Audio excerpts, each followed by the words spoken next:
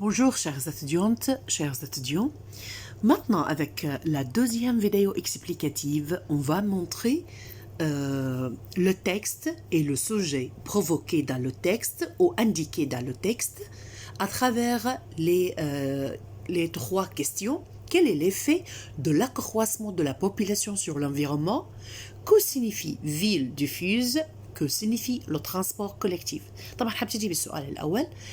ما هو نتيجة أو ما هو سبب أو ما هو تأثير ازدياد عدد السكان على البوبولاسيون de la population sur l'environnement؟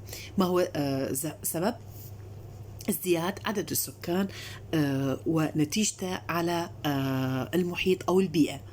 نلاحظ الآن هنا في السؤال لما يكون أنا عندي كثير من الناس وكثير من البشر، هذا ما يؤدي إلى إنتاج العديد من الأشياء وإلى الكثير من المخلفات وإلى طرح ثنائي أكسيد الكربون، اللي هذه أيضا تؤدي إلى الإيفي دو سير مثل ما احنا ذكرناها في مقطع الفيديوي السابق. فإذا ازدياد عدد السكان هو من أهم الأشياء التي تؤثر على الطبيعة وعلى المحيط أو على البيئة.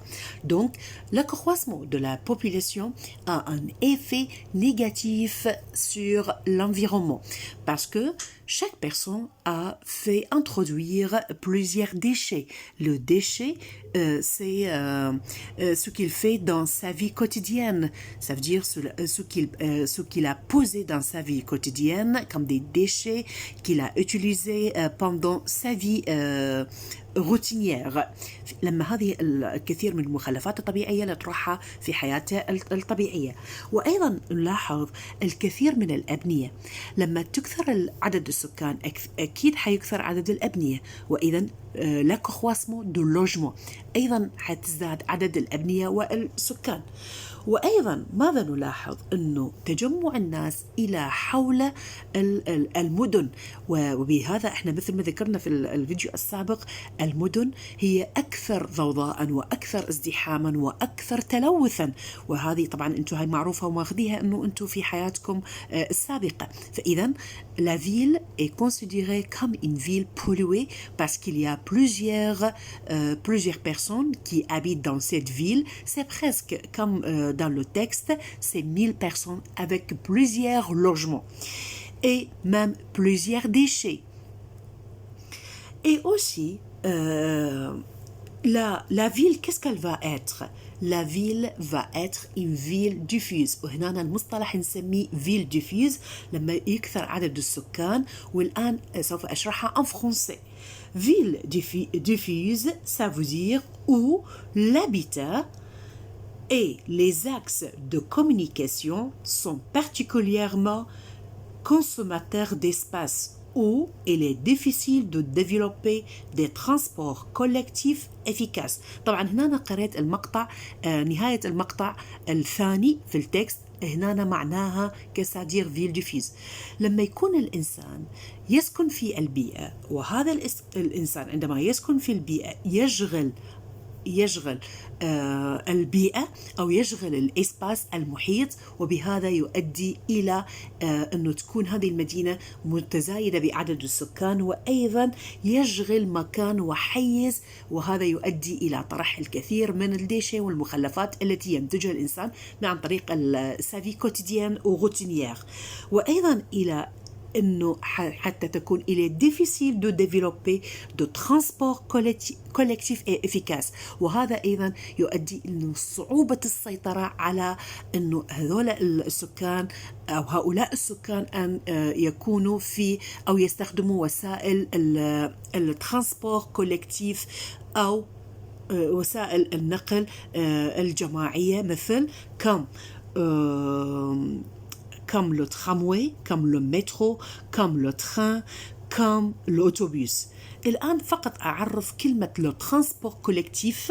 Le transport collectif, c'est un mot qui consiste à transporter plusieurs personnes ensemble sur un même trajet. وهذه يعني معناها عندما ينتقل أو يتنقل عدد من السكان في جميعهم في sur un même trajet في طريق واحد أو في مسار واحد، وباستخدامهم لوسائل النقل المختلفة مثل الترام، أوتوبوس، métro, أوتوكار، لو ترامواي اللي هو الترامواي.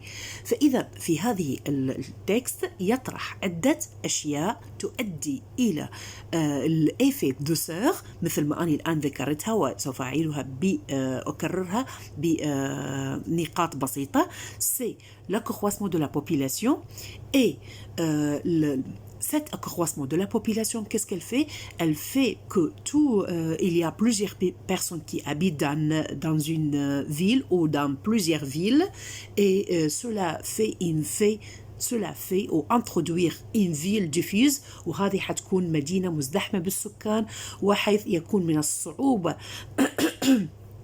السيطرة على أنه يستخدمون وسائل التواصل أو أماكن أو الوسائل المتنقلة أو المختلفة للتنقل، مثل الترامواي، مثل المترو أو القطار أو الأوتوكار اللي استخدموها، الأوتوكار اللي الباصات يعني معناها أوتوكار اللي يستخدموها الناس. فإذا معناها les consommateurs. Les consommateurs ça veut dire الناس المستهلكين لعدة وسائل النقل أو مستهلكين للطبيعة de l'environnement. Les consommateurs de l'espace، الناس الذين يشغلون حيز في هذا المكان أو في المدن. فإذا نلاحظ في هذا التكست أنه يتكلم عن مشكلتين.